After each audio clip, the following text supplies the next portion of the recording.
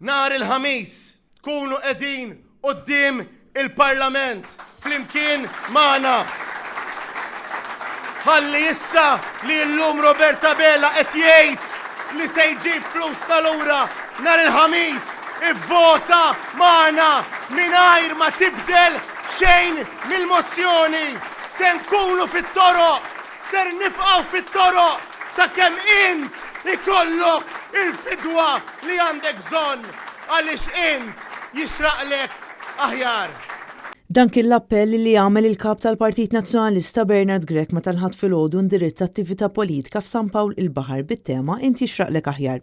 Il-ħamis filgħaxija l-Oppożizzjoni se tkun qed tuża s-seduta parlamentari allokata lilha sabiex tiddiskuti mozzjoni mresqa mill-Partit Nazzjonalista dwar id-dil skandalus tal-isptarijiet.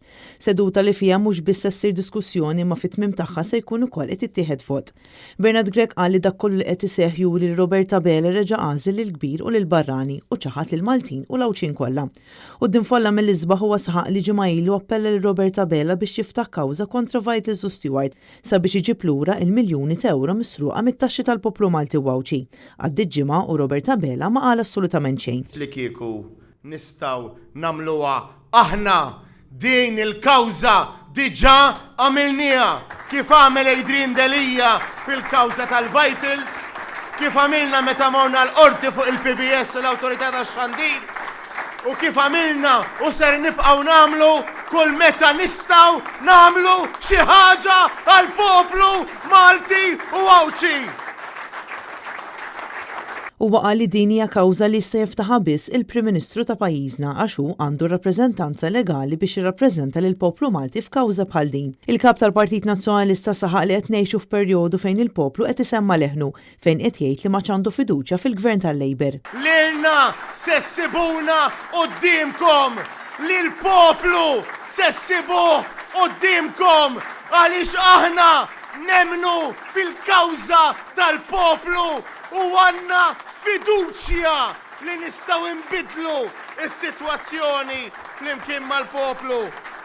Bernard Grech qal li l-Partit Nazzjonalista mhux se jħalli l-Gvern jattakka lill-ġudikatura hekk kif meta jsib daru mal-ħajt jispiċċa jattakka lil ħaddieħor.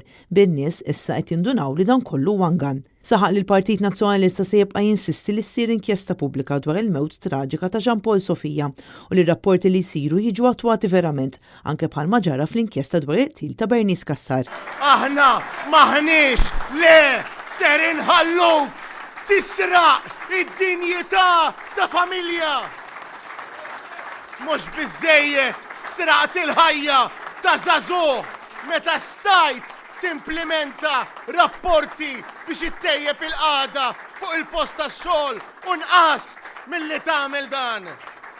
Bernard Grech qal li llum il-ġurnata qegħdin fejn qegħdin minħabba 10 snin ta' Gvern Laburista, pajjiż illi spiċċa b'serviss tas-saħħa li ta' kuljum qed imur lura. Għalhekk hemm bżonn illi nbidlu s-sitwazzjoni, għalhekk hemm bżonn illi nkomplu nitkellmu, għalhekk hemm bżonn inkomplu nfehmu illi ma nistgħux nibqgħu sejrin hekk.